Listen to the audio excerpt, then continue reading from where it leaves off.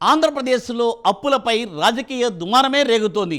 9 నెలల పాలనలో బాబు తెచ్చిన అప్పులెన్ని? అసలు 9 మాసాల కూటమి పాలన ఎలా ఉంది? సంక్షేమం, అభివృద్ధి ఊసేంటి అనే చర్చ నడుస్తోంది. సూపర్ 6 హామీలు పూర్తి స్థాయిలో అమలయ్యేది ఎప్పుడని వైసీపీ నిలదీస్తోంది.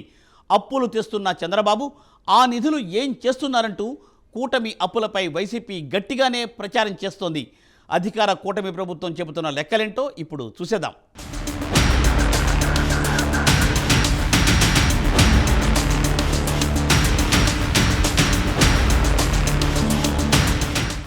ఏపీలో ప్రభుత్వం చేసే అప్పుల గురించి రాజకీయంగా ఎప్పుడూ దుమారం రేగుతూనే ఉంటుంది.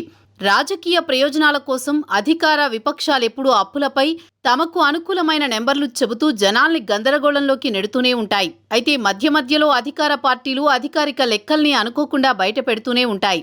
దీంతో అప్పటి వరకు వారు చెప్పిన లెక్కలు తప్పని తేలిపోతూ ఉంటుంది. అలాంటిదే ఓ పరిణామం చోటు చేసుకుంది.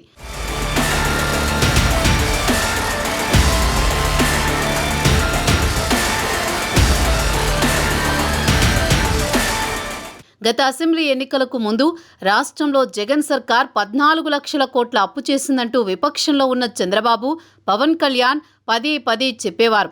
కానీ వైసీపీ ప్రభుత్వం మాత్రం తాము గతంలో టీడీపీ చేసిన అప్పు కంటే తక్కువే చేశామని పదే పదే చెప్పుకునేది. దీంతో జనంలోనూ గందరగోళం నెలకొనేది. ఆ తర్వాత వైసీపీ ఓడిపోవడం, కూటమి ప్రభుత్వం ఏర్పాటు చేయడం చకచకా జరిగిపోయాయి. అయితే ఇప్పుడు కూటమి ప్రభుత్వం గతంలో వైసీపీ సర్కార్ వెళ్లిపోయే నాటికి ఎంత అప్పు ఉంది, తమ ప్రభుత్వం వచ్చాక చేసిన అప్పు వివరాల్ని బయట పెట్టింది.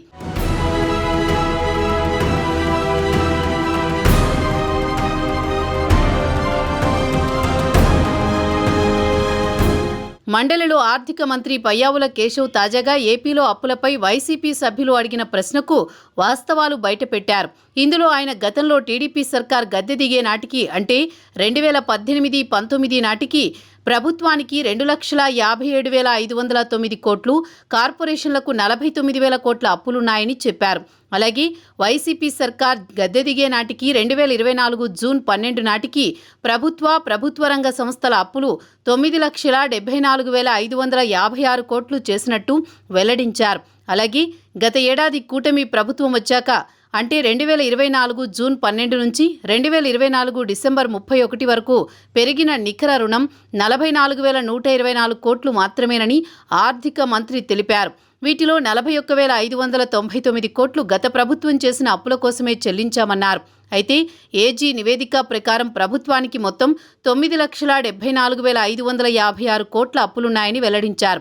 దీంతో ఏపీ అప్పు 9.74 లక్షల కోట్లు మాత్రమేనని తెలిపోయింది.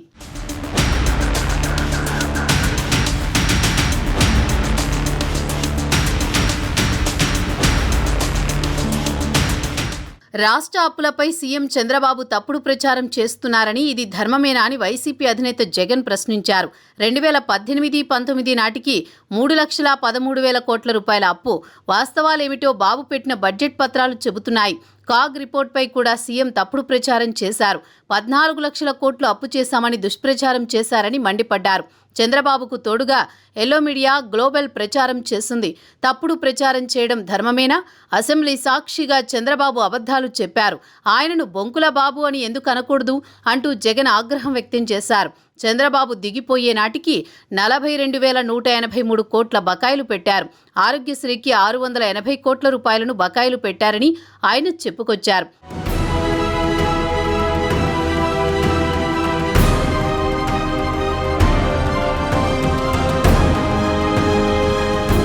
అయితే ఏపీ ప్రభుత్వం సూపర్ 6 హామీలకు మాత్రమే 80,000 కోట్ల రూపాయలను బడ్జెట్ కేటాయించవలసి ఉండగా కేవలం 17,000 కోట్ల రూపాయలే కేటాయించారు.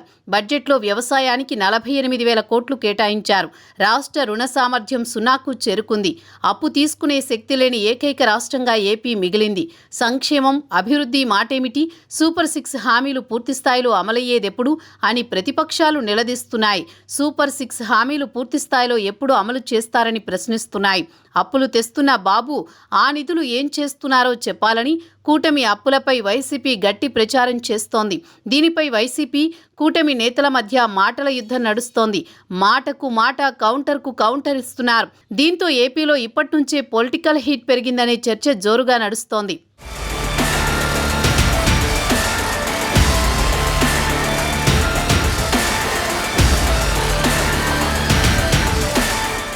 బాబు సూపర్ 6 హామీలపై పెద్ద చర్చనే జరుగుతోంది. బాబు గ్యారంటీలకు వారంటీ లేదంటూ వైసీపీ సెటైర్లు వేస్తోంది. సంపద పెంచేస్తానని ఎన్నికల ముందు చెప్పిన చంద్రబాబు తీరా అధికారంలోకి వచ్చాక అస్తవ్యస్త పాలనతో ఉన్న సంపదను సైతం ఆవిరి చేసేస్తున్నారని మండిపడుతున్నారు.